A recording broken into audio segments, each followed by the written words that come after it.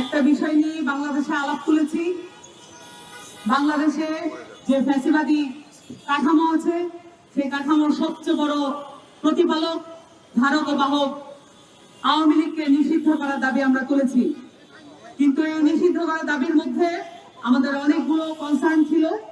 এই কনসার্ন গুলো আমরা জানিয়েছি যে অবশ্যই বিচারিক প্রক্রিয়ায় তার নিষিদ্ধকরণ করতে হবে। সেই সাথে আমরা বলেছি শুধুমাত্র নির্বাহী আদেশের মাধ্যমে এটা বলে চলবে না। এই দাবিগুলো ছাত্র জনতার পক্ষ থেকে এসেছে এবং আমরা এনসিপি পার্টির অবস্থান থেকে তাদের সাথে ছিলাম এবং আছি।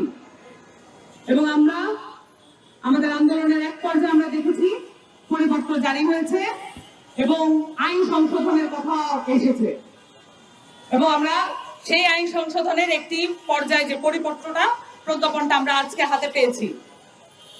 আমরা মনে করি বাংলাদেশে ফ্যাসিবাদী যে কাঠামো আছে সেই কাঠামোকে চেক এন্ড ব্যালেন্স করার ছাত্র জনতার যেই জায়গাটা আছে সেইটাকে ওই ফ্যাসিবাদী কাঠামোকে ট্যাকেল করার জন্য এই পরিপত্রটা আমাদের জন্য খুবই প্রয়োজনীয় ছিল। কারণ আমরা দেখেছি আমাদের পার্টির বিভিন্ন নেতাকর্মীদের উপরে, তাদের বাড়ি ঘরে এবং তাদের বাবা মার উপরে পর্যন্ত হামলা হয়েছে।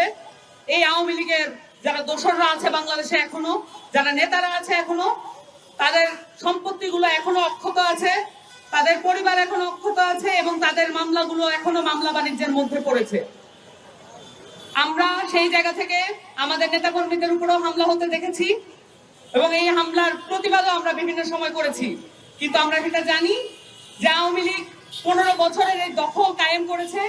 এই দখল একদিনে নিঃশেষ হবার নয় এবং ছাত্র জনতাকে আবারও মাঠে নামতে হয়েছে তার বিচারিক প্রক্রিয়ায় নিষিদ্ধ হওয়ার দাবি নিয়ে। আমরা সফল হয়েছি, কিন্তু আমাদের এই কথাও বলতে হবে জুলাই ঘোষণাপত্র জারি হয় নাই। জুলাই ঘোষণাপত্রের জন্য আমাদের আরো মাঠে থাকার আবশ্যকতা আছে। সেই সাথে অবশ্যই এখানে যে প্রসিকিউশন আছে, ট্রাইব্যুনাল আছে, সেখানে আমরা জানতে পারছি বিভিন্ন মাধ্যমে এই ট্রাইব্যুনালকে ক্ষতিগ্রস্ত করা, সেখানে বিভিন্ন ধরনের রাজনৈতিক হস্তক্ষেপ করা হচ্ছে। এই রাজনৈতিক হস্তক্ষেপগুলোর ব্যাপারে আমরা তীক্ষ্ণ দৃষ্টি রাখছি।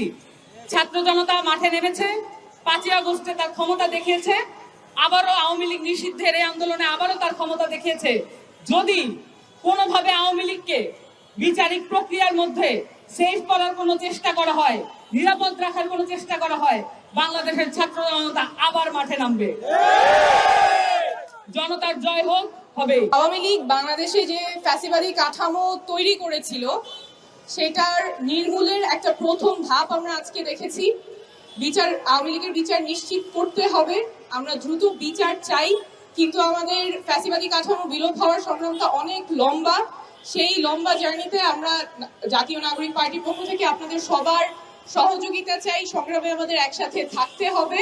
বাংলাদেশে আমরা যেই গণতন্ত্র দেখতে চাই, যেই ধরনের ক্ষমতার কাঠামো দেখতে চাই, যাতে জনগণের অধিকারগুলো সংরক্ষিত থাকে, সেই জন্য আমরা নাগরিক পার্টি থেকে মৌলিক সংস্কারের কথা বলছি, গণপরিষদ নির্বাচনের কথা বলছি। এই ধাপগুলো আমাদের জনতা সাথে নিয়েই আমাদের এগুলো অধিকারগুলো আদায় করে নিতে হবে, যাতে আবারও কোনো দল ক্ষমতায় এসে মানুষের মুখের ভাষা কেড়ে নিতে না পারে, মানুষকে চুপ করিয়ে দিতে না পারে, অধিকার কেড়ে নিতে না পারে। এবং সেই সংগ্রামে আপনাদের সবাইকে থাকার আহ্বান থাকে।